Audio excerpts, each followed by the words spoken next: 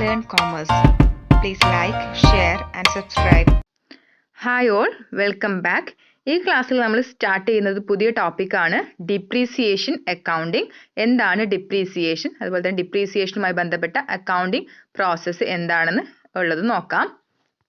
Depreciation പറയുന്നതിന് മുമ്പായിട്ട് നമ്മൾ ഓൾറെഡി ക്ലാസ് ചെയ്തിട്ടുള്ളതാണ് ക്യാപിറ്റൽ ആൻഡ് റവന്യൂ എക്സ്പെൻഡിച്ചറിനെ കുറിച്ച്. അപ്പോൾ റവന്യൂ എക്സ്പെൻഡിച്ചർ ആണെങ്കിൽ അതിൻ്റെ ബെനിഫിറ്റ് എന്താണ്, 1 അക്കൗണ്ടിങ് ഇയറിൽ മാത്രമേ ഉണ്ടായിരിക്കുള്ളൂ. പക്ഷേ ക്യാപിറ്റൽ എക്സ്പെൻഡിച്ചർ ആണെങ്കിൽ അതുമായിട്ട് ബന്ധപ്പെട്ട ബെനിഫിറ്റ് മോർ ദാൻ 1 ഇയറിൽ ബിസിനസ്സിന് ലഭിക്കും. അങ്ങനെയാണെങ്കിൽ ഈ മോർ ദാൻ 1 ഇയറിൽ ലഭിക്കുന്ന ബെനിഫിറ്റ് ആയതുകൊണ്ട് തന്നെ ഒരു അക്കൗണ്ടിങ് പീരീഡിൽ മീൻസ് അസറ്റ് പർച്ചേസ് ചെയ്തിട്ടുള്ള അല്ലെങ്കിൽ ക്യാപിറ്റൽ എക്സ്പെൻഡിച്ചർ ഇൻകർ ചെയ്തിട്ടുള്ള ആ പീരീഡിൽ അതിൻ്റെ ടോട്ടൽ കോസ്റ്റിൽ നമുക്ക് ഒരിക്കലും ഇൻകം സ്റ്റേറ്റ്മെൻറ്റ് അല്ലെങ്കിൽ പ്രോഫിറ്റ് ആൻഡ് ലോസ് അക്കൗണ്ടിൽ എടുക്കാൻ സാധിക്കില്ല. അങ്ങനെയാണെങ്കിൽ ഈ ക്യാപിറ്റൽ എക്സ്പെൻഡിച്ചറിനെ എങ്ങനെയാണ് ട്രീറ്റ് ചെയ്യേണ്ടത്? ഓൾറെഡി പറഞ്ഞു, ക്യാപിറ്റൽ എക്സ്പെൻഡിച്ചറിനെ ട്രീറ്റ് ചെയ്യേണ്ടത് ഓരോ ഇയറിലും ആ ഇയറിൽ ഉണ്ടായിട്ടുള്ള ബെനിഫിറ്റിനെ കാൽക്കുലേറ്റ് ചെയ്ത് അത് പ്രോഫിറ്റ് ആൻഡ് ലോസ് അക്കൗണ്ടിൽ ചാർജ് ചെയ്യുകയാണ് ചെയ്യുക. അത് തന്നെയാണ് ഡിപ്രീസിയേഷൻ എന്ന് പറയുന്നത്. If an expenditure is incurred whose benefit extend to more than one accounting period, its cost must be spread over that period in which it provides benefits. നമുക്കൊരു expenditure incur ചെയ്തു, അതിൻ്റെ benefit ഒന്നിൽ കൂടുതൽ accounting പീരീഡിൽ ലഭിക്കുകയാണെങ്കിൽ അതിൻ്റെ കോസ്റ്റും ആ ബെനിഫിറ്റ് ലഭിക്കുന്ന പീരീഡിൽ സ്പ്രെഡ് ചെയ്ത് കിടക്കുന്നുണ്ടായിരിക്കും. ദ പ്രിൻസിപ്പിൾ ഓഫ് കൺസർവേറ്റീവ്സ് നമ്മൾ ഓൾറെഡി പഠിച്ചു. എന്താ പറയുന്നത്? ഇങ്ങനെയുള്ള കോസ്റ്റുകളെ നമ്മൾ ഒരിക്കലും ഇഗ്നോർ ചെയ്യാൻ പാടില്ല. ഒരു ഇയറിൽ ഉണ്ടാകുന്ന കോസ്റ്റിന് ആ ഇയറിൽ തന്നെ എന്ത് ചെയ്യണം, ഇൻകം സ്റ്റേറ്റ്മെന്റിൽ ചാർജ് ചെയ്യണം. അപ്പം നമ്മൾ ഫിക്സഡ് അസറ്റ് പർച്ചേസ് ചെയ്തു, 5 ലാഖിൻ്റെ ഫിക്സഡ് അസറ്റ് പർച്ചേസ് ചെയ്തു, അതിന് 5 ഇയർ ആണ് ലൈഫ് ടൈം എന്ന് വിചാരിക്കാം. അങ്ങനെയാണെങ്കിൽ ഈ 5 ലാഖിനെ ഈ 5 ഇയർ കൊണ്ട് നമ്മൾ എന്ത് ചെയ്യണം, റൈറ്റ് ഓഫ് ചെയ്യണം അല്ലെങ്കിൽ ഇൻകം സ്റ്റേറ്റ്മെന്റിൽ ചാർജ് ചെയ്യണം. അപ്പം അതിന് വേണ്ടിയിട്ടാണ് നമ്മൾ ഡിപ്രീസിയേഷൻ ചാർജ് ചെയ്യുന്നത്. അപ്പോൾ principle of conservatism or prudence requires that instead of ignoring the items of such cost, ഇങ്ങനെയുള്ള കോസ്റ്റുകളെ മീൻസ് മോർ ദാൻ 1 അക്കൗണ്ടിങ് പീരീഡിൽ ബെനിഫിറ്റ്സ് ലഭിക്കുന്ന കോസ്റ്റുകളെ ഇഗ്നോർ ചെയ്യുന്നതിന് പകരമായിട്ട് adequate provision must be made and charged against profit of the current period. Current പീരീഡിൽ എത്ര use ചെയ്തോ അതിനനുസരിച്ചിട്ടുള്ള provision create ചെയ്യുകയും അത് പ്രോഫിറ്റ് ആൻഡ് ലോസ് അക്കൗണ്ടിൽ ചാർജ് ചെയ്യുകയും വേണം. ഇങ്ങനെ ഇൻകം സ്റ്റേറ്റ്മെന്റിൽ ചാർജ് ചെയ്ത് ബാലൻസ് ഷീറ്റിൽ കൺസിഡർ ചെയ്താൽ മാത്രമേ ബിസിനസിന്റെ final accounts correct financial position and correct financial performance show ചെയ്യുള്ളൂ. അതിന് വേണ്ടിയിട്ടാണ് നമ്മൾ ഡിപ്രീസിയേഷൻ ചാർജ് ചെയ്യുന്നത്. അപ്പോൾ ഡിപ്രീസിയേഷൻ എന്താണ്? Depreciation means decline in the value of fixed asset due to usage, passage of time or obsolescence. Depreciation എന്ന് ഉദ്ദേശിക്കുന്നത് എന്താണ്? ഒരു ഫിക്സഡ് അസറ്റ് നമ്മൾ പർച്ചേസ് ചെയ്തു, അതിൻ്റെ വാല്യൂ ഡിക്ലൈൻ ചെയ്യുക. അത് യൂസ് ചെയ്തത് കൊണ്ട് അല്ലെങ്കിൽ ടൈം പാസ് ചെയ്തുകൊണ്ട് അല്ലെങ്കിൽ എന്താണ് ടെക്നോളജിയിൽ ഉണ്ടാകുന്ന പുതിയ അപ്ഡേഷൻ കാരണം അതിൻ്റെ വാല്യൂവിൽ ഉണ്ടാകുന്ന ഡിക്ലൈൻ അല്ലെങ്കിൽ ഡിക്രീസിനെയാണ് ഡിപ്രീസിയേഷൻ എന്ന് പറയുന്നത്. Fixed assets are subject to decline in the value and this decline is technically referred as depreciation. എല്ലാ ഫിക്സഡ് അസറ്റ്സും എന്താവും, വാല്യൂവിൽ ഡിക്ലൈൻ ഉണ്ടാവും. ഈ ഡിക്ലൈനെ ടെക്നിക്കലി നമ്മൾ വിളിക്കുന്നതാണ് ഡിപ്രീസിയേഷൻ. ഓർക്കേണ്ട കാര്യം ഇതാണ്, ഡിപ്രീസിയേഷൻ എന്ന് പറയുന്നത് എന്തിനു വേണ്ടിയിട്ടാണ് ചാർജ് ചെയ്യുന്നത്? ഒരു അസറ്റ് വാങ്ങിച്ചിട്ടുണ്ടെങ്കിൽ ഫിക്സഡ് അസറ്റ് വാങ്ങിച്ചിട്ടുണ്ടെങ്കിൽ അതിൻ്റെ യൂസ്ഫുൾ ടൈമിൽ അതിൻ്റെ വാല്യൂ ഡിക്ലൈൻ ചെയ്യും. അതുപോലെ തന്നെ ആ യൂസ്ഫുൾ ടൈമിൽ അതിൻ്റെ കോസ്റ്റിന് നമുക്ക് പ്രോഫിറ്റ് ആൻഡ് ലോസ് അക്കൗണ്ടിൽ ചാർജ് ചെയ്യുകയും വേണം. അപ്പോൾ ഇതിന് രണ്ടിനും വേണ്ടിയിട്ടാണ് നമ്മൾ ഡിപ്രീസിയേഷൻ അല്ലെങ്കിൽ അതിനനുസരിച്ചുള്ള പ്രൊവിഷൻ ക്രിയേറ്റ് ചെയ്യുന്നത്. Depreciation is that part of the cost of A fixed asset which has expired on account of its usage or lapse of time. അപ്പോൾ യൂസേജ് കൊണ്ട് അല്ലെങ്കിൽ എന്താണ് ടൈം ലാപ്സ് ആയതുകൊണ്ട് ഫിക്സഡ് അസറ്റിൻ്റെ ഒരു പാർട്ട് എന്ത് ചെയ്തിട്ടുണ്ട്, ഒരു കോസ്റ്റിൻ്റെ ഒരു പാർട്ട് എക്സ്പയർ ചെയ്തിട്ടുണ്ട്. ആ എക്സ്പയർ ചെയ്ത പാർട്ടിനെയാണ് നമ്മൾ ഡിപ്രീസിയേഷൻ എന്ന് വിളിക്കുന്നത്. It is a charge against profit. Depreciation എന്ന് പറയുന്നത് പ്രോഫിറ്റിൽ നിന്ന് ഉണ്ടാകുന്ന ഒരു ചാർജ് ആണ്. Is debited to income statement. അപ്പോൾ പ്രോഫിറ്റ് ആൻഡ് ലോസ് അക്കൗണ്ടിലെ ഡെബിറ്റ് സൈഡിൽ എടുക്കേണ്ട ഐറ്റം ആണ് depreciation. Depreciation has a significant effect in determining and presenting financial position and results of the operations of an enterprise. ബിസിനസിൻ്റെ ഓപ്പറേഷൻസിൻ്റെ result അല്ലെങ്കിൽ financial position show ചെയ്യുന്നതിൽ significant ആയിട്ടുള്ള ഒരു എഫക്റ്റ് ഡിപ്രീസിയേഷൻ ഉണ്ട്. കാരണം ഡിപ്രീസിയേഷൻ ചാർജ് ചെയ്തിട്ടില്ല എന്നുണ്ടെങ്കിൽ ആ ഫിക്സഡ് അസറ്റിൻ്റെ മുകളിൽ ആ ഇയറിൽ വന്നിട്ടുള്ള കോസ്റ്റിന് നമ്മൾ ഇഗ്നോർ ചെയ്യുകയാണ്. അങ്ങനെ ഒരു കോസ്റ്റിന് ഇഗ്നോർ ചെയ്യുകയാണെങ്കിൽ നമുക്ക് പ്രോഫിറ്റ് ഓവർ സ്റ്റേറ്റ് ചെയ്യാനുള്ള ചാൻസ് ഉണ്ട്. അതുപോലെ തന്നെ ബാലൻസ് ഷീറ്റിൽ അസറ്റിൻ്റെ വാല്യൂ കൂടുതൽ കാണിക്കാനുള്ള ചാൻസ് ഉണ്ട്. അപ്പോൾ കറക്റ്റ് ഫിനാൻഷ്യൽ പൊസിഷൻ ലഭിക്കണമെങ്കിൽ എന്ത് വേണം, ഡിപ്രീസിയേഷൻ ചാർജ് ചെയ്യണം. നെക്സ്റ്റ് ഒരു അസറ്റിന്റെ മുകളിൽ ഡിപ്രീസിയേഷൻ ചാർജ് ചെയ്യുന്നത് എന്തിൻ്റെയൊക്കെ ബേസിലാണെന്നാണ്. അപ്പോൾ 3 ഫാക്ടേഴ്സ് ആണ് ഡിപ്പെൻഡ് ചെയ്യുന്നത് ഡിപ്രീസിയേഷൻ എത്ര ചാർജ് ചെയ്യണം എന്നുള്ളത്. First cost of the asset ആണ്, അസറ്റിന്റെ കോസ്റ്റ് എത്രയാണ്. അതുപോലെ തന്നെ യൂസ്ഫുൾ ലൈഫ്, അത് ബിസിനസ്സിൽ എത്ര കാലം യൂസ് ചെയ്യാൻ കഴിയും. അതുപോലെ തന്നെ net realisable value means asset usage കഴിഞ്ഞ് സെയിൽ ചെയ്യുന്ന സമയത്ത് നമുക്ക് എത്ര വാല്യൂ ലഭിക്കും. ഈ 3 ഫാക്ടേഴ്സിനെ ഡിപ്പെൻഡ് ചെയ്തിട്ടാണ് ഡിപ്രീസിയേഷൻ എത്ര ചാർജ് ചെയ്യണമെന്ന് ബിസിനസ് ഡിസൈഡ് ചെയ്യുന്നത്. അപ്പോൾ യൂസ്ഫുൾ ലൈഫ് എന്താണ്? This is essentially the length of time that an asset is considered to be productive. ബിസിനസ്സിൽ യൂസ് ചെയ്യുന്ന സമയത്ത് ആ അസറ്റ് എത്രത്തോളം കാലം പ്രൊഡക്റ്റീവ് ആയിട്ട് ബിസിനസ്സിൽ നിൽക്കുന്നു, ആ ഒരു ടൈമിനെയാണ് യൂസ്ഫുൾ ലൈഫ് എന്ന് പറയുന്നത്. Beyond this useful life it's no longer cost effective to continue using asset. ഈ ഒരു യൂസ്ഫുൾ ലൈഫ് കഴിഞ്ഞാൽ ബിസിനസ്സിൽ അത് കോസ്റ്റ് ഇഫക്റ്റീവ് ആയിട്ട് യൂസ് ചെയ്യാൻ കഴിയില്ല. അപ്പോൾ ഒരു ഫിക്സഡ് അസറ്റ് പ്രൊഡക്റ്റീവ് ആയിട്ട് യൂസ് ചെയ്യാൻ കഴിയുന്ന ആ പീരീഡിനെയാണ് യൂസ്ഫുൾ ലൈഫ് എന്ന് വിളിക്കുന്നത്. നെക്സ്റ്റ് നെറ്റ് റിയലൈസബിൾ വാല്യൂ ആണ്. അതിന് വിളിക്കുന്ന മറ്റൊരു പേരാണ് സാൽവേജ് വാല്യൂ അല്ലെങ്കിൽ സ്ക്രാപ്പ് വാല്യൂ ഓർ എന്താണ് റെസിജ്വൽ വാല്യൂ. മീൻസ് എന്താണ്? ആഫ്റ്റർ ദ യൂസ്ഫുൾ ലൈഫിന് ശേഷം ബിസിനസ്സിന് ഈ അസറ്റ് സെയിൽ ചെയ്യേണ്ടി വരും. അങ്ങനെ സെയിൽ ചെയ്യുന്ന സമയത്ത് ഒരു കുറഞ്ഞ വിലയ്ക്ക് അത് നമുക്ക് സെയിൽ ചെയ്യാൻ കഴിയും. ആ ഒരു വാല്യൂ എത്ര രൂപയാണോ ആ ഒരു സെല്ലിംഗ് ടൈമിൽ നമുക്ക് ലഭിക്കുന്നത് അതിനെയാണ് സ്ക്രാപ്പ് വാല്യൂ, റെസിജ്വൽ വാല്യൂ അല്ലെങ്കിൽ salvage value, net realisable value എന്നൊക്കെ പറയുന്നത്. Next cost of fixed asset ആണ്. നമ്മൾ ഓൾറെഡി ക്യാപിറ്റൽ എക്സ്പെൻഡിച്ചർ ഡിസ്കസ് ചെയ്ത സമയത്ത് പറഞ്ഞതാണ് എന്തൊക്കെയാണ് ഫിക്സഡ് അസറ്റിന്റെ കോസ്റ്റിൽ വരിക. Total cost spend in connection with its acquisition, installation and commissioning, taxes, shipping as well as for add items for improvement of the depreciable assets. അപ്പോൾ totally നമ്മൾ എന്ത് cost ആണ് ചെലവഴിച്ചത് ആ ഒരു അസറ്റ് പെർച്ചേസ് ചെയ്യാൻ വേണ്ടിയിട്ട്, അതുപോലെ അതിൻ്റെ ഇൻസ്റ്റാളേഷനും കമ്മീഷനിങ്ങിനും ടാക്സ് ആയിട്ട് ഷിപ്പിംഗ് ആയിട്ട് അങ്ങനെ ടോട്ടൽ കോസ്റ്റ് എത്ര സ്പെൻഡ് ചെയ്തു. അതുപോലെ തന്നെ എന്താണ് ആ ഒരു അസറ്റ് പെർച്ചേസ് ചെയ്ത് അതിന് ഇമ്പ്രൂവ്മെന്റ് ഉണ്ടാക്കാൻ വേണ്ടിയിട്ട്, ഇമ്പ്രൂവ്മെന്റ് നടത്താൻ വേണ്ടിയിട്ട് എന്തെങ്കിലും ഐറ്റംസ് ആഡ് ചെയ്തിട്ടുണ്ടെങ്കിൽ ഇതൊക്കെ എന്താണ് ടോട്ടൽ കോസ്റ്റ് ഓഫ് അസറ്റിൽ വരുന്നതാണ്. Next features of depreciation. ഡിപ്രീസിയേഷൻ്റെ ഫീച്ചേഴ്സ് ജസ്റ്റ് പറഞ്ഞു പോകുക എന്താണ്? It is decline in the book value of the fixed asset. Fixed അസറ്റിന്റെ ബുക്ക് വാല്യൂവിനെ റെഡ്യൂസ് ചെയ്യുന്ന ഐറ്റം ആണ് ഡിപ്രീസിയേഷൻ എന്ന് പറയുന്നത്. It includes loss of value due to effluxion of time, usage or obsolescence. നമ്മൾ ഓൾറെഡി പറഞ്ഞു ടൈം പീരീഡ് കഴിയുന്നത് കൊണ്ട് അല്ലെങ്കിൽ എന്താണ് യൂസേജ് കൊണ്ട് അല്ലെങ്കിൽ ടെക്നോളജിയിൽ ഉണ്ടാകുന്ന അപ്ഡേഷൻ കൊണ്ട് അസറ്റിൽ ഉണ്ടാവുന്ന വാല്യൂവിൽ ഉണ്ടാകുന്ന ഡിക്ലൈനെയാണ് ഡിപ്രീസിയേഷൻ എന്ന് വിളിക്കുന്നത്. ഡിപ്രീസിയേഷൻ എന്ന് പറയുന്നത് എന്താണ്? കണ്ടിന്യൂസ് പ്രോസസ് ആണ്. ഓരോ ടൈമിൽ എന്താണ് അസറ്റ് ഡിപ്രീഷിയേറ്റ് ചെയ്തുകൊണ്ട് നിൽക്കുന്നത് കണ്ടിന്യൂസ് ആണ്. അതുപോലെ തന്നെ expired cost and hence it must be deducted before calculating taxable profit. നമുക്കിവിടെ എക്സ്പയർഡ് കോസ്റ്റ് ആണ് എന്ത്? ഡിപ്രീസിയേഷൻ മീൻസ് അത്രയും അസറ്റിന്റെ വാല്യൂ ഡിക്ലൈൻ ചെയ്തിട്ടുണ്ട്, അതുകൊണ്ട് തന്നെ ആ കോസ്റ്റ് ആ ഇയറിൽ തന്നെ ചാർജ് ചെയ്യേണ്ടതാണ്. അപ്പോൾ എക്സ്പയർഡ് കോസ്റ്റ് ആയതുകൊണ്ട് തന്നെ ടാക്സബിൾ പ്രോഫിറ്റ് കാൽക്കുലേറ്റ് ചെയ്യുന്നതിന് മുമ്പായിട്ട് അത് പ്രോഫിറ്റിൽ നിന്ന് ഡിഡക്റ്റ് ചെയ്യേണ്ടതാണ്. അതുപോലെ തന്നെ ഡിപ്രീസിയേഷൻ എന്ന് പറയുന്നത് നോൺ ക്യാഷ് ഐറ്റം ആണ്. മീൻസ് ക്യാഷ് എക്സ്പെൻസ് ആയിട്ട് വരുന്ന ഒരു ഐറ്റം അല്ല ഡിപ്രീസിയേഷൻ. നെക്സ്റ്റ് നമ്മൾ നോക്കുന്നത് ഡിപ്രീസിയേഷനുമായി റിലേറ്റ് ചെയ്തിട്ടുള്ള സിമിലർ ആയിട്ടുള്ള ടേംസ് ആണ്. അതിൽ ഫസ്റ്റ് വൺ ഡിപ്ലഷൻ. അപ്പോൾ എന്താണ് depletion? The word depletion is used in the context of the extraction of natural resources like mines, quarries etcetera. അപ്പോൾ നമ്മൾ ഈ ഡിപ്ലഷൻ എന്ന് പറയുന്ന വേർഡ് യൂസ് ചെയ്യുന്നത് എന്താണ്? നാച്ചുറൽ റിസോഴ്സസ് ആയിട്ടുള്ള മൈൻസ്, ക്വാറീസ് അതുപോലുള്ള കാര്യങ്ങളിൽ നിന്ന് നാച്ചുറൽ റിസോഴ്സ് എക്സ്ട്രാക്ട് ചെയ്യുന്ന കേസിലാണ്. That reduces the availability of quantity of materials or assets. Means അങ്ങനെ നമ്മൾ നാച്ചുറൽ റിസോഴ്സസ് എക്സ്ട്രാക്ട് ചെയ്യുകയാണെങ്കിൽ അവിടെ ഉണ്ടാകുന്ന ആ ഒരു നാച്ചുറൽ റിസോഴ്സസിന്റെ ക്വാണ്ടിറ്റിയിൽ ചേഞ്ചസ് ഉണ്ടാവും, അതിന്റെ അവൈലബിലിറ്റി എന്താണ്? റെഡ്യൂസ് ചെയ്യും. ഇങ്ങനെ നാച്ചുറൽ റിസോഴ്സ് എക്സ്ട്രാക്ഷൻ കൊണ്ട് റെഡ്യൂസ് ചെയ്യുകയാണെങ്കിൽ അതിനെ വിളിക്കുന്നത് ഡിപ്ലഷൻ എന്നാണ്. ഫോർ എക്സാമ്പിൾ നോക്കാം. If business enterprise is to mining business ചെയ്യുന്ന ഒരു ബിസിനസ് എന്റർപ്രൈസ് ഉണ്ട് and purchase a coal mine, ഒരു കോൾ മൈൻ പേർച്ചേസ് ചെയ്യാണ് 10 lakh rupeesന്. Then the value of the coal mine declines with the extraction of coal. Means ഓരോ തവണ call extract ചെയ്യുന്ന സമയത്തും ആ ഒരു മൈനിന്റെ, ആ കോൾ മൈനിന്റെ വാല്യൂ ഡിക്ലൈൻ ചെയ്തുകൊണ്ട് നിൽക്കുകയാണ്. ഈ ഡിക്ലൈനെ നമ്മൾ വിളിക്കുന്നത് എന്താണ്? ഡിപ്ലഷൻ എന്നാണ്. അപ്പോൾ അവിടെ ഡിപ്രീസിയേഷൻ അല്ല യൂസ് ചെയ്യുന്നത്, ഡിപ്ലഷൻ എന്നുള്ള വേർഡാണ്. Next one amortization.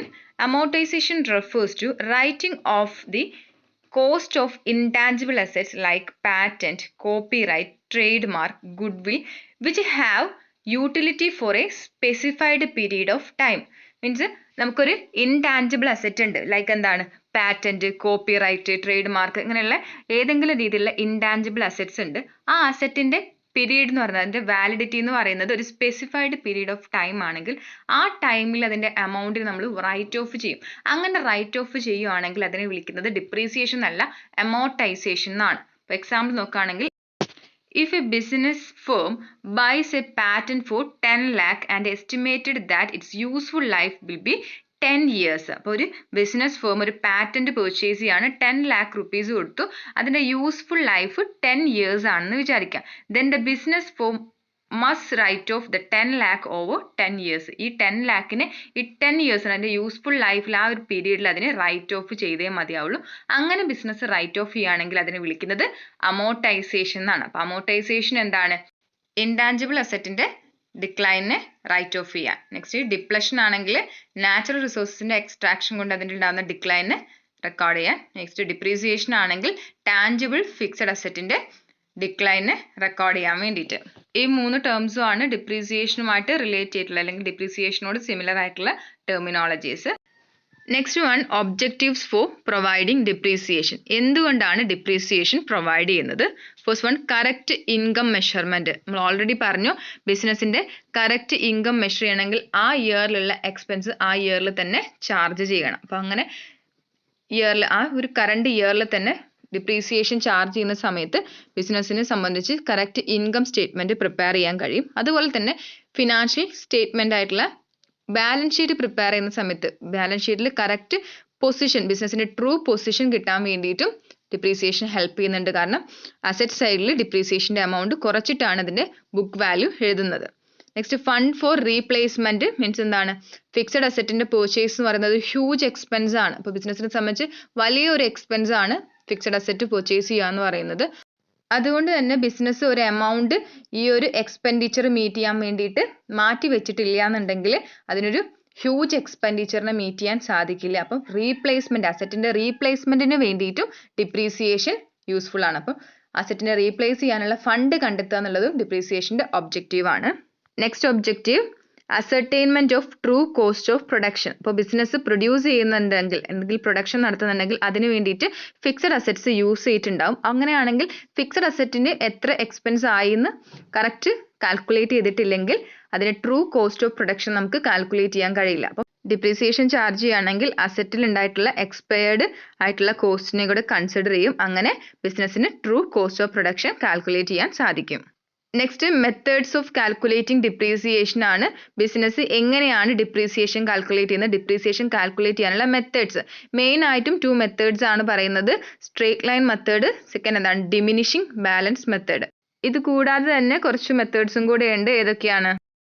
Some of years of digits method, അല്ലെങ്കിൽ SYD method, annuity method, sinking fund method, machine hour method, production units method, depletion method. അപ്പോൾ ഈ ഓരോ മെത്തേഡ്സും എന്താണെന്നുള്ള കാര്യം നമുക്ക് പഠിക്കണം. ഫസ്റ്റ്, സ്ട്രേറ്റ് ലൈൻ മെത്തേഡ് എന്താണെന്ന് നോക്കാം. Straight line method is the earliest and one of the widely used method of providing depreciation. ഇപ്പോൾ depreciation provide ചെയ്യുന്നതിൽ earliest ആയിട്ടുള്ള അതുപോലെ തന്നെ widely യൂസ് ചെയ്യുന്നതുമായിട്ടുള്ള മെത്തേഡാണ് സ്ട്രേറ്റ് ലൈൻ മെത്തേഡ്. അപ്പോൾ ഇതിന്റെ മെയിൻ അസംഷൻ എന്താണ്?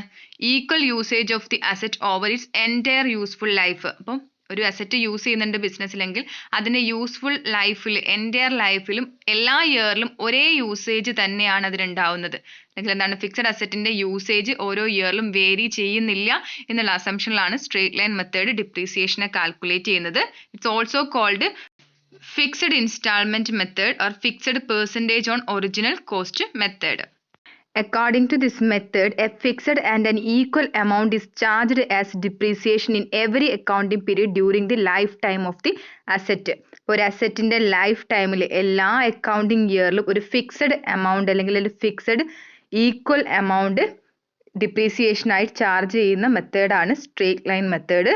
Useful for those assets whose useful life can be estimated accurately. Means accurate ആയിട്ട് കൃത്യമായിട്ട് ഒരു അസറ്റിന്റെ യൂസ്ഫുൾ പീരീഡിനെ നമുക്ക് മെഷർ ചെയ്യാൻ കഴിയുമെങ്കിൽ ഈ ഒരു മെത്തേഡ് നമുക്ക് യൂസ് ചെയ്യാം. ഈ മെത്തേഡിൽ ഡിപ്രീസിയേഷൻ കാൽക്കുലേറ്റ് ചെയ്യാനുള്ള ഇക്വേഷൻ ഇതാണ്. കോസ്റ്റ് ഓഫ് അസറ്റിന്റെ total cost minus estimated net residual value, അതിന്റെ യൂസ്ഫുൾ ടൈം കഴിഞ്ഞാൽ അതിന് കിട്ടുന്ന സാൽവേജ് വാല്യൂ അല്ലെങ്കിൽ scrap value divided by estimate useful life of an asset. Straight line മെത്തേഡിൽ ഡിപ്രീസിയേഷൻ കാൽക്കുലേറ്റ് ചെയ്യാൻ വേണ്ടിയിട്ട് ഫസ്റ്റ് ക്വസ്റ്റ്യൻ നിന്ന് അസറ്റിന്റെ ടോട്ടൽ കോസ്റ്റ് എത്രയാണ്, കോസ്റ്റ് ഓഫ് അസറ്റ് എടുക്കുക. അതിൻ്റെ അകത്തുനിന്ന് യൂസ്ഫുൾ ലൈഫ് കഴിഞ്ഞാൽ അത് സെയിൽ ചെയ്യുന്ന സമയത്ത് കിട്ടുന്ന വാല്യൂ എത്രയെങ്കിലും തന്നിട്ടുണ്ടെങ്കിൽ, മീൻസ് സാൽവേജ് വാല്യൂ തന്നിട്ടുണ്ടെങ്കിൽ അതിനെ ലെസ് ചെയ്യുക, divided by useful life of the asset. ഇപ്പോൾ എസ്റ്റിമേറ്റ് ചെയ്തിട്ടുള്ള അസറ്റിന്റെ യൂസ്ഫുൾ ലൈഫ് എത്രയാണോ അത് പീരീഡ് തന്നിട്ടുണ്ടാവും, ആ പീരീഡിനെ കൊണ്ട് ഡിവൈഡ് ചെയ്യാം. നെക്സ്റ്റ് റേറ്റ് ഓഫ് ഡിപ്രീസിയേഷൻ, ഇങ്ങനെ കാൽക്കുലേറ്റ് ചെയ്യുന്ന ഡിപ്രീസിയേഷൻ്റെ റേറ്റ് കാണാൻ വേണ്ടിയിട്ട് annual depreciation divided by acquisition cost into 100 ചെയ്യാം. അപ്പോൾ ആനുവൽ ഡിപ്രീസിയേഷൻ നമ്മൾ പ്രീവിയസ് ഇക്വേഷൻ വെച്ച് ചെയ്തിട്ടുള്ള ആനുവൽ ഡിപ്രീസിയേഷൻ എടുക്കുക, അതിനെ അക്വിസിഷൻ കോസ്റ്റ് കൊണ്ട് ഡിവൈഡ് ചെയ്യുക, ഇൻറ്റു 100 ചെയ്യാം. ഒരു എക്സാമ്പിൾ നോക്കാം. The original cost of asset is 2,50,000. The useful life of the asset is 10 years and the net residual value is estimated to be 50,000. The amount of depreciation, calculate the amount of depreciation to be charged every year. എല്ലാ ഇയറിലും charge ചെയ്യുന്ന amount of depreciation എന്തായിരിക്കും? കാരണം ഇതിൽ depreciation ഒരു തവണ calculate ചെയ്താൽ മതി. കാരണം എന്താണ്, സ്ട്രേറ്റ് ലൈൻ മെത്തേഡിൽ എല്ലാ ഇയറിലും സെയിം ഡിപ്രീസിയേഷൻ ആയിരിക്കും ചാർജ് ചെയ്യേണ്ടായിരിക്കാം. അപ്പം എന്താ പറഞ്ഞിട്ടുള്ളത്, കോസ്റ്റ് ഓഫ് അസറ്റ് എടുക്കണം, അതിൻ്റെ അകത്തുനിന്ന് എന്ത് ചെയ്യണം, സാൽവേജ് വാല്യൂ അല്ലെങ്കിൽ നെറ്റ് റിയലൈസബിൾ വാല്യൂവിനെ ലെസ് ചെയ്യണം. ഇവിടെ കോസ്റ്റ് ഓഫ് അസറ്റ് എത്രയാണ്, 2,50,000. എസ്റ്റിമേറ്റഡ് റെസിജ്വൽ വാല്യൂ എത്രയാണ്, 50,000. ദെൻ എന്താണ്, യൂസ്ഫുൾ ലൈഫ്, അസറ്റിന്റെ യൂസ്ഫുൾ ലൈഫ് 10 ഇയേഴ്സ് ആണ് തന്നിട്ടുള്ളത്. അപ്പോൾ എടുക്കുക, cost of asset 2,50,000 minus 50,000 residual value, net residual value minus ചെയ്യുക, ഡിവൈഡഡ് ബൈ 10. അപ്പോൾ 2 lakh ഡിവൈഡ് ബൈ 10 20,000 എന്ന് കിട്ടും. അപ്പോൾ 20,000 ആണ് ഓരോ ഇയറിലും ചാർജ് ചെയ്യേണ്ട ഡിപ്രീസിയേഷൻ. ഇനി റേറ്റ് ഓഫ് ഡിപ്രീസിയേഷൻ കാണാൻ വേണ്ടിയിട്ട് എന്ത് ചെയ്യാം, annual depreciation divided by cost of asset അല്ലെങ്കിൽ എന്താണ്, അക്വിസിഷൻ കോസ്റ്റ് ഇൻറ്റു 100. അപ്പോൾ 20,000 ഡിവൈഡഡ് ബൈ 2,50,000 ഇൻറ്റു 100, 8%. ഈ രീതിയിലായിരിക്കും സ്ട്രേറ്റ് ലൈൻ മെത്തേഡിൽ ഡിപ്രീസിയേഷൻ കാൽക്കുലേറ്റ് ചെയ്യുന്നത്. അപ്പം സെയിം ഡിപ്രീസിയേഷൻ എല്ലാ ഇയറിലും ചാർജ് ചെയ്യുന്നത് കൊണ്ട് തന്നെ ഇതിനെ ഗ്രാഫിക്കൽ ആയിട്ട് റെപ്രസെന്റ് ചെയ്യുകയാണെങ്കിൽ ആ ഗ്രാഫിന്റെ ഷേപ്പ് എങ്ങനെയായിരിക്കും, സ്ട്രെയിറ്റ് ആയിട്ടുള്ള ഒരു ലൈൻ ആയിരിക്കും. അതുകൊണ്ടാണ് ഈ ഒരു മെത്തേഡിനെ സ്ട്രേറ്റ് ലൈൻ മെത്തേഡ് എന്ന് വിളിക്കുന്നത്. ഇത്രയാണ് സ്ട്രേറ്റ് ലൈൻ മെത്തേഡിനെ കുറിച്ച് പറയാനുള്ളത്. നെക്സ്റ്റ് മെത്തേഡാണ് റിട്ടൺ ഡൗൺ വാല്യൂ മെത്തേഡ്. ഇതിന്റെ മറ്റൊരു പേരാണ് reducing balance method. Under this method depreciation is charged on the book value of asset. ഈ ഒരു മെത്തേഡിൽ ഡിപ്രീസിയേഷൻ ചാർജ് ചെയ്യുന്നത് അസറ്റിന്റെ ബുക്ക് വാല്യൂവിന്റെ മുകളിലാണ്. ഇനി ഈ ബുക്ക് വാല്യൂ എന്ന് പറയുന്നത് എന്താണ്, keeps on reducing by annual charge of depreciation. ഓരോ ഇയറിലും ഡിപ്രീസിയേഷൻ ചാർജ് ചെയ്യുന്നതിനനുസരിച്ച് റെഡ്യൂസ് ചെയ്ത നിരക്കിലാണ് ബുക്ക് വാല്യൂ ഓഫ് അസറ്റ് അക്കൗണ്ട്സിൽ ഉണ്ടായിരിക്കുക. അതുകൊണ്ടാണ് ഈ ഒരു മെത്തേഡിനെ റെഡ്യൂസിങ് ബാലൻസ് മെത്തേഡ് എന്ന് പറയുന്നത്. കാരണം എന്താണ്, ഓരോ ഇയറിലും ഡിപ്രീസിയേഷൻ ചാർജ് ചെയ്യുന്ന സമയത്ത് അസറ്റിന്റെ ബുക്ക് വാല്യൂ റെഡ്യൂസ് ചെയ്യും. അങ്ങനെ അസറ്റിന്റെ ബുക്ക് വാല്യൂ റെഡ്യൂസ് ചെയ്യുന്നത് കൊണ്ട് തന്നെ ഡിപ്രീസിയേഷന്റെ എമൗണ്ടും റെഡ്യൂസ് ചെയ്യും. This method involves the application of predetermined proportion or percentage of the book value of the asset at the beginning of every accounting period. ഈ ഒരു മെത്തേഡിൽ depreciation calculate ചെയ്യുന്നത് ഒരു പ്രീ ഡിറ്റർമൈൻഡ് ആയിട്ടുള്ള പെർസെൻറ്റേജ് അല്ലെങ്കിൽ പ്രപ്പോർഷൻ്റെ ബേസിലാണ്. ആ ഒരു പ്രപ്പോർഷനിൽ അല്ലെങ്കിൽ പെർസെൻറ്റേജിലായിരിക്കും ഓരോ ഇയറിൻ്റെ ബിഗിനിങ്ങിലും അസറ്റിൻ്റെ മുകളിൽ ഡിപ്രീസിയേഷൻ ചാർജ് ചെയ്യുന്നുണ്ടായിരിക്കാം. The amount of depreciation reduces year after year. നമ്മൾ ഓൾറെഡി പറഞ്ഞു അസറ്റിൻ്റെ ബുക്ക് വാല്യൂ റിഡ്യൂസ് ചെയ്യും. അതുകൊണ്ട് തന്നെ ഒരു പെർസെൻറ്റേജിൽ ഇത് കാൽക്കുലേറ്റ് ചെയ്യുന്നത് കൊണ്ട് തന്നെ ഓരോ ഇയർ കൂടുന്ന സമയത്തും ഡിപ്രീസിയേഷൻ്റെ എമൗണ്ട് റെഡ്യൂസ് ചെയ്തുകൊണ്ടേ ഇരിക്കും. This method is based on A more realistic assumption. അപ്പോൾ സ്ട്രേറ്റ് ലൈൻ മെത്തേഡിനെക്കാട്ടും ഒരു റിയലിസ്റ്റിക് ആയിട്ടുള്ള അസംഷനിൽ വരുന്നത് റിട്ടൺ ഡൗൺ വാല്യൂ മെത്തേഡാണ്. കാരണം സ്ട്രേറ്റ് ലൈൻ മെത്തേഡിൽ പറയുന്നത് എന്താണ്, ഒരു അസറ്റിന്റെ യൂസ്ഫുൾ ലൈഫിൽ എല്ലാ പീരീഡിലും അതിനെക്കൊണ്ട് ഒരേ ബെനിഫിറ്റ് ഓർഗനൈസേഷന് കിട്ടുന്നു എന്നാണ്. പക്ഷെ അങ്ങനെയല്ല സംഭവിക്കുന്നത്. ചില ഫിക്സഡ് അസറ്റ്സിന് ബിഗിനിങ്ങിലുള്ള ഇയേഴ്സിൽ കൂടുതൽ കപ്പാസിറ്റി ഉണ്ടായിരിക്കും, അത് കൂടുതൽ വർക്കിംഗ് ആയിരിക്കും. പക്ഷേ ഇയർ കഴിയുന്നതിനനുസരിച്ച് അതിൻ്റെ കപ്പാസിറ്റി റെഡ്യൂസ് ചെയ്യും, അതിൻ്റെ യൂസേജ് റെഡ്യൂസ് ചെയ്യും. ഓരോ ഇയർ കഴിയുമ്പോഴും ആ ഒരു അസറ്റ് യൂസ് ചെയ്തുകൊണ്ടുള്ള ബിസിനസ്സിൻ്റെ ഓപ്പറേഷൻസിൽ അതിൽ ബിസിനസ്സിന് അവൈലബിൾ ആവുന്ന ബെനിഫിറ്റ്സ് റെഡ്യൂസ് ചെയ്തുകൊണ്ടേ ഇരിക്കും. ആ ഒരു അസംഷൻ്റെ ബേസിലാണ് written down value method focus ചെയ്യുന്നത്. അതുകൊണ്ട് തന്നെ ഈ കൂടുതൽ സ്ട്രേറ്റ് ലൈൻ മെത്തേഡിനേക്കാൾ കൂടുതലായിട്ടുള്ള റിയലിസ്റ്റിക് ആയിട്ടുള്ള ഒരു അപ്രോച്ച് എന്ന് പറയുന്നത് റിട്ടൺ ഡൗൺ വാല്യൂ മെത്തേഡിലൂടെ ഡിപ്രീസിയേഷൻ കാൽക്കുലേറ്റ് ചെയ്യുന്നതാണ്. അപ്പോൾ മോർ റിയലിസ്റ്റിക് ആയതുകൊണ്ട് തന്നെ ഇൻകം ടാക്സ് ആക്ട് പ്രകാരം ആക്സെപ്റ്റബിൾ ആയിട്ടുള്ള ഡിപ്രീസിയേഷൻ്റെ കാൽക്കുലേഷൻ മെത്തേഡ് എന്ന് പറയുന്നതും റിട്ടൺ ഡൗൺ വാല്യൂ മെത്തേഡാണ്. പിന്നെ ഇത് ഓർക്കേണ്ട കാര്യം, റിട്ടൺ ഡൗൺ വാല്യൂ മെത്തേഡിൽ large portion of assets are written off in the earlier years. അസറ്റിൻ്റെ ബിഗിനിങ് ഇയേഴ്സിലാണ് അതുമായി ബന്ധപ്പെട്ടുള്ള ലാർജ് എമൗണ്ട് റിട്ടൺ ഓഫ് ചെയ്യുന്നത്. ഇയേഴ്സ് പാസ് ചെയ്യുന്നതിനനുസരിച്ച് എന്താണ് ഡിപ്രീസിയേഷൻ റെഡ്യൂസ് ചെയ്ത് വരും. അപ്പോൾ സ്യൂട്ടബിലിറ്റി, ഈ ഒരു ടൈപ്പ് ഡിപ്രീസിയേഷൻ സ്യൂട്ടബിൾ ആവുന്നത് എവിടെയാണ്? This method is suitable for fixed assets which last for long and which requires increased repairs and maintenance expenses with the passage of time. അപ്പോൾ ഏത് അസറ്റിനാണോ അതിൻ്റെ യൂസബിൾ ലൈഫ് എന്ന് പറയുന്നത് ലോങ് ആയിട്ടുള്ളത്, അതുപോലെ തന്നെ ലോങ് ലൈഫിൽ ഇയർ പാസ് ചെയ്യുന്നതിനനുസരിച്ചിട്ട് മെയിൻ്റനൻസ് എക്സ്പെൻസ് കൂടി വരുന്ന അസറ്റ് ആണെങ്കിൽ അത്തരം അസറ്റ്സിന് റിട്ടൺ ഡൗൺ വാല്യൂ മെത്തേഡിൽ ഡിപ്രീസിയേഷൻ കാൽക്കുലേറ്റ് ചെയ്യുന്നതാണ് നല്ലത്. എക്സാമ്പിൾ ആയിട്ട് ഒരു പ്രോബ്ലം നോക്കാം. ഈ പ്രോബ്ലത്തിൽ original cost of asset 2 lakh ആണ്. അസറ്റിൻ്റെ ഒറിജിനൽ കോസ്റ്റ് 2 lakh ആണ്. ഡിപ്രീസിയേഷൻ ചാർജ് ചെയ്യാൻ പറഞ്ഞിട്ടുള്ളത് 10% പെർ ആനാണ്. ഒരു ഇയറിൽ 10% ചാർജ് ചെയ്യണം. അറ്റ് റിട്ടൺ ഡൗൺ വാല്യൂവിൻ്റെ മുകളിലാണ് 10% ചാർജ് ചെയ്യേണ്ടത്. അങ്ങനെയാണെങ്കിൽ ഓരോ ഇയറിലും ഡിപ്രീസിയേഷൻ എന്തായിരിക്കും നോക്കാം. ഫസ്റ്റ് ഇയറിൽ ഡിപ്രീസിയേഷൻ എങ്ങനെയാണ് കാണുക? ബുക്ക് വാല്യൂവിൻ്റെ മുകളിൽ 10%. അപ്പോൾ ഫസ്റ്റ് ഇയറിൽ ബുക്ക് വാല്യൂ എത്ര തന്നെയാണ്? അക്വിസിഷൻ കോസ്റ്റ് തന്നെയാണ്. മീൻസ് 2 lakh ആണ്. 2 lakh ഇൻറ്റു 10/100 എത്രയായിരിക്കും? 20,000 ആയിരിക്കും ഫസ്റ്റ് ഇയറിലെ ഡിപ്രീസിയേഷൻ. ഈ ഡിപ്രീസിയേഷൻ ചാർജ് ചെയ്യുന്ന സമയത്ത് അസറ്റിൻ്റെ വാല്യൂ, ബുക്ക് വാല്യൂ റെഡ്യൂസ് ചെയ്യും. എത്രയാണോ ഡിപ്രീസിയേഷൻ ചാർജ് ചെയ്തിട്ടുള്ളത് അത്രയും എമൗണ്ട് കുറയും. അപ്പോൾ 2 lakh മൈനസ് 20,000 1,80,000 ആയി മാറും. നെക്സ്റ്റ് ഇയർ വരുന്ന സമയത്ത് ഈ 1,80,000ൻ്റെ 10% ആയിരിക്കും ഡിപ്രീസിയേഷൻ. അപ്പോൾ സെക്കൻഡ് ഇയറിലെ ഡിപ്രീസിയേഷൻ 1,80,000 ഇൻറ്റു 10/100 എത്ര കിട്ടും? 18,000 എന്ന് കിട്ടും. അപ്പോൾ 18,000 ചാർജ് ചെയ്ത് കഴിഞ്ഞാൽ book value of asset reduce ചെയ്യും. വീണ്ടും 1,80,000 ആയിരുന്നു ഇപ്പോൾ ഉണ്ടായിരുന്നത്. അതേ മൈനസ് എന്താണ്? 18,000 1,62,000 ആയിട്ട് മാറും ഈ ഇയറിലെ അസറ്റിൻ്റെ ബുക്ക് വാല്യൂ. നെക്സ്റ്റ് ഇയറിൽ വരുന്ന സമയത്ത് 1,62,000ൻ്റെ 10% ആണ് ഡിപ്രീസിയേഷൻ വരിക. അപ്പം 16,200 എന്ന് കിട്ടും. ആ ഇയറിലെ റിട്ടൺ ഡൗൺ വാല്യൂ, അസറ്റിൻ്റെ റിട്ടൺ ഡൗൺ വാല്യൂ കാണാൻ വേണ്ടിയിട്ട് അപ്പോഴത്തെ ബുക്ക് വാല്യൂ ആയിട്ടുള്ള 1,62,000 മൈനസ് 16,200 എടുക്കുക. അപ്പോൾ എത്ര കിട്ടും? 1,45,800 എന്ന് കിട്ടും. ഈ രീതിയിലാണ് റിട്ടൺ ഡൗൺ വാല്യൂ മെത്തേഡിൽ ഡിപ്രീസിയേഷൻ കാൽക്കുലേറ്റ് ചെയ്യുന്നത്. ഇപ്പോൾ നോക്കുക, ഫസ്റ്റ് ഇയറിൽ ഡിപ്രീസിയേഷൻ എത്രയാണ്? 20,000. സെക്കൻഡ് ഇയറിൽ വന്നപ്പോൾ 18,000.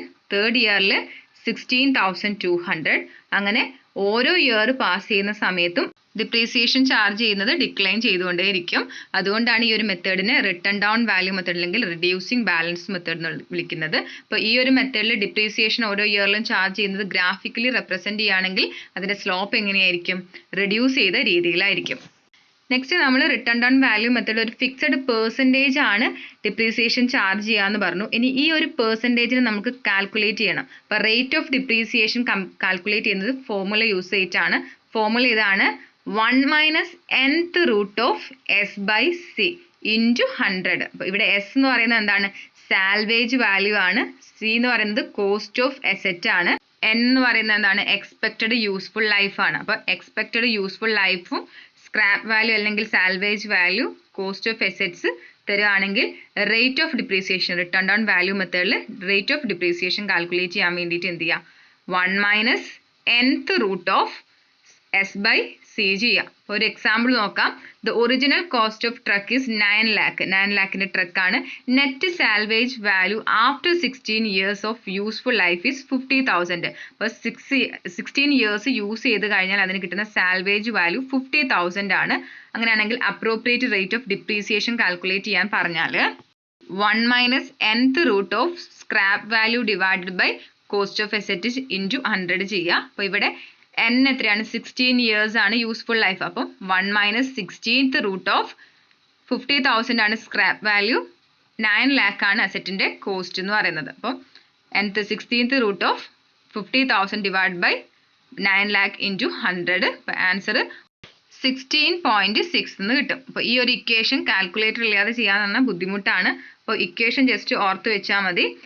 റിട്ടേൺ ഡൗൺ വാല്യൂ മെത്തേഡിൽ ഡിപ്രീസിയേഷൻ്റെ പെർസെൻറ്റേജ് കാൽക്കുലേറ്റ് ചെയ്യാനുള്ള ഇക്വേഷൻ എന്താണ്?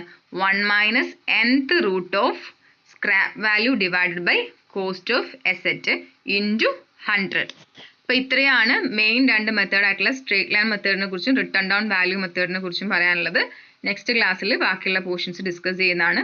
Thank you.